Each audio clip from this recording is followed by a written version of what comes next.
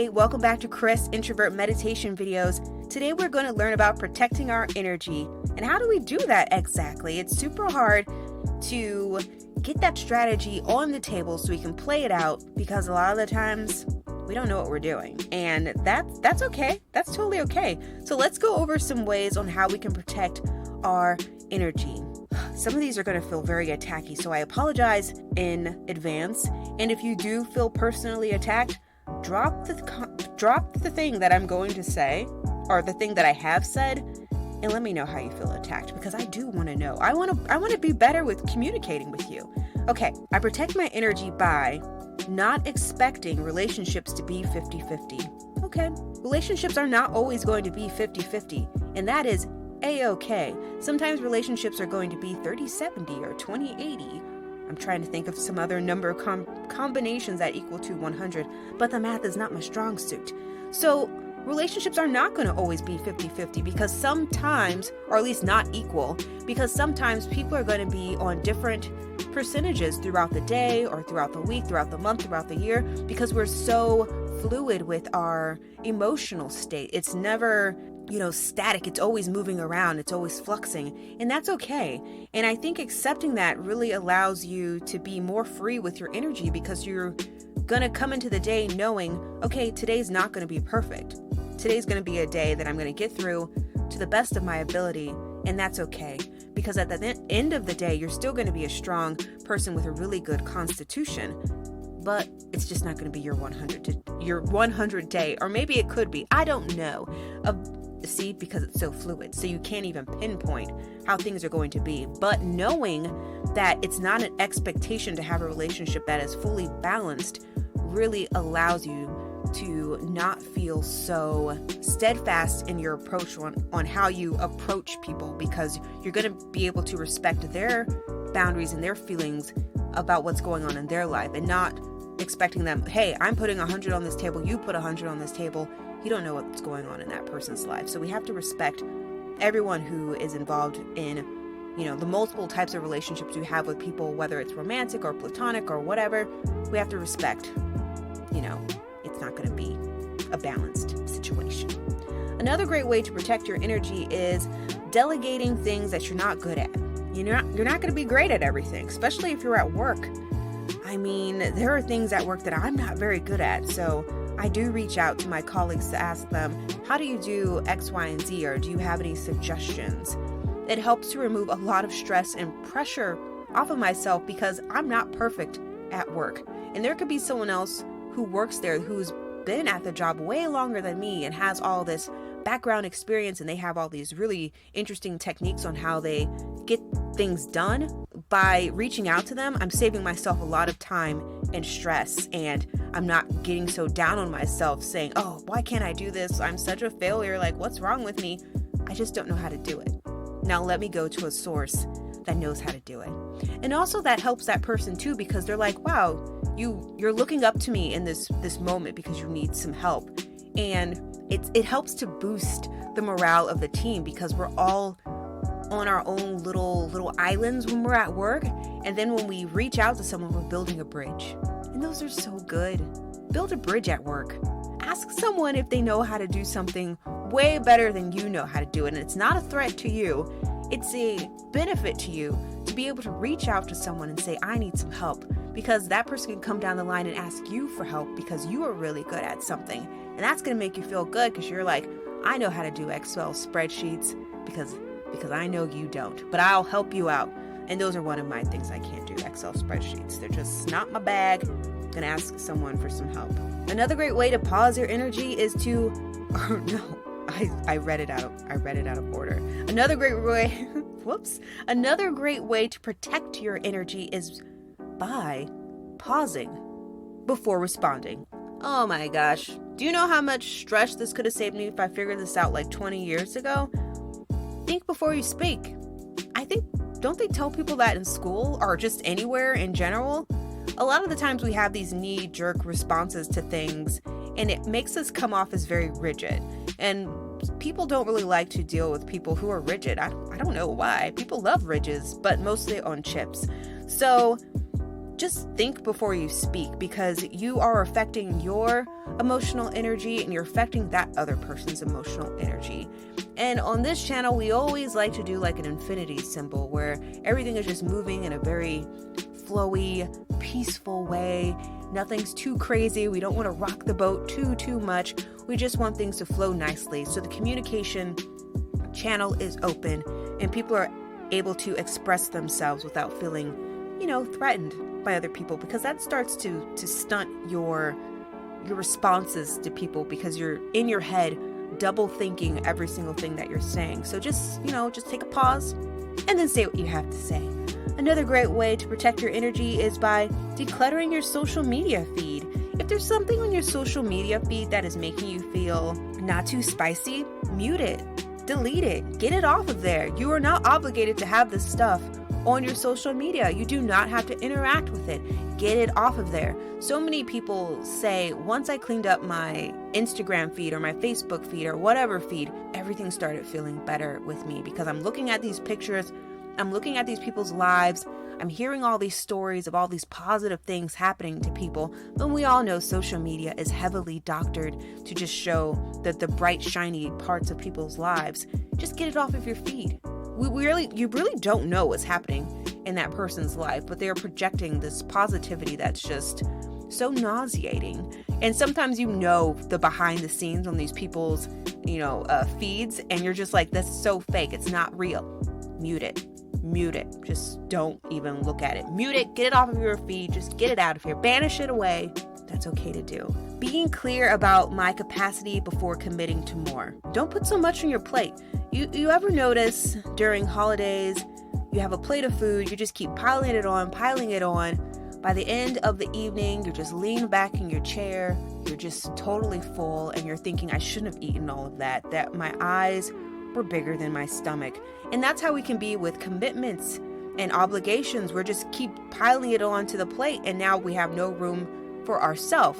And ourself is the dessert. We have no room for that. But some people still make room for dessert even if they're super full. But let's say we don't have enough for a second plate and we're the second plate. I don't know. The analogy is getting wild because now I'm thinking about food. But do not put so much onto yourself that you cannot function in a pleasant and happy way. Just say no to things. Say, I can't do it, I'm sorry, or I'm unable to do it. I really wish that I could help, but you'll find a really good excuse that is valid for you and that really resonates with what is actually going on in your life. And usually just a really clear and present no should be enough for a lot of people, where they're not trying to dig around to figure out what the exact answer is. Because if that person doesn't respect your just plain no, do you need that person in your life? Do you? And I'm not saying start cutting people out, but you have to come up with this elaborate backstory to feel comfortable saying to someone is kind of a red flag. So you should investigate that more.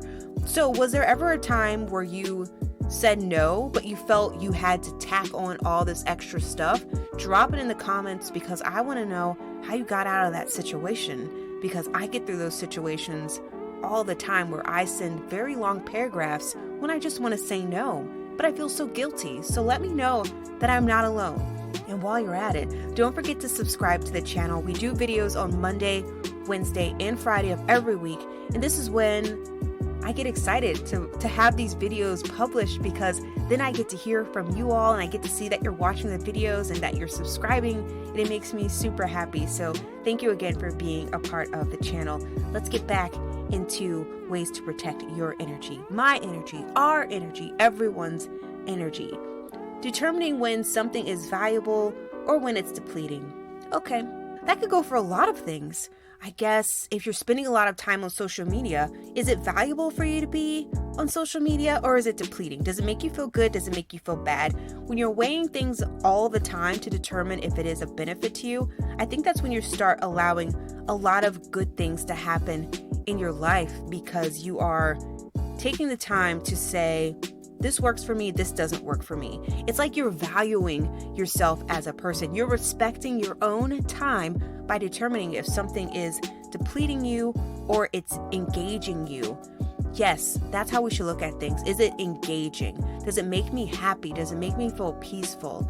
A lot of the times we just want to drown in social media because it helps us to escape our life. We don't want to escape our life. We want to live our life.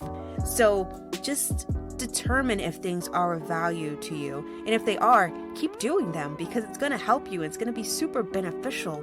And if it's depleting to you, stop doing it. Just stop. Are you addicted? Is it a habit?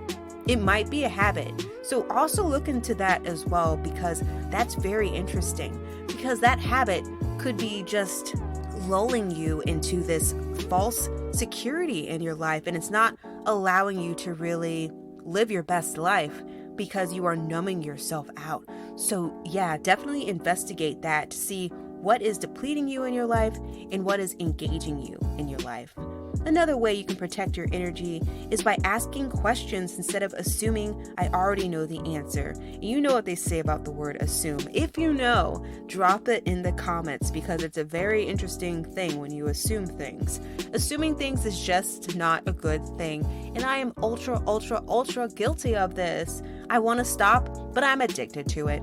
And that means it's not a value in my life and I should stop doing it. But asking people questions sometimes makes me scared and nervous. I start to come up with all these stories in my head of how that person is going to respond. And how that person is going to respond is actually none of my business because I can't control what they say. I just have to accept it. I have to digest it. I have to analyze it. I have to see if it resonates with me. I have to see if it vibes with me to deliver how I'm going to take that information in for what it is. And most of the time that's half the battle. It's just waiting to hear what that person is going to say and how they're going to respond. And in uncertainty, there can be lots of anxiety. But I heard from someone a couple years ago, sitting with anxiety or sitting with uncertainty is such a strength. And I'm working on it every single day.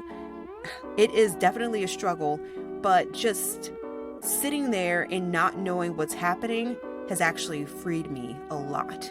Because most of the time I'm having all these negative thoughts and the situation doesn't end up in a negative way at all. It's totally fine. That person may have been busy or some other things were happening logistically, but everything was fine at the end of everything. So just ask questions, be curious about what's going on, and engage with those more higher functions in your thinking structure instead of just leaning into negativity, because negativity is going to start all of these stories and scenarios, and we don't want any of that stuff because it drains your energy. Exactly. And the last thing we have on the list to learn how to protect our energy is discerning when to offer advice and when to be quiet. We all want to be helpful. We all watch videos or we interact with different things on social media where we're like, okay, I'm gathering all this advice to give to people in the future and maybe to utilize for myself. And when someone has a problem, now we just start spouting all these things off. And the person's like, I just wanted you to listen. Why are you telling me all these things? People, they don't want help unsolicited. Only offer help if people are asking you for help. That is one of the major things that I've learned in the past 20 plus years of my life, is not to prescribe people information.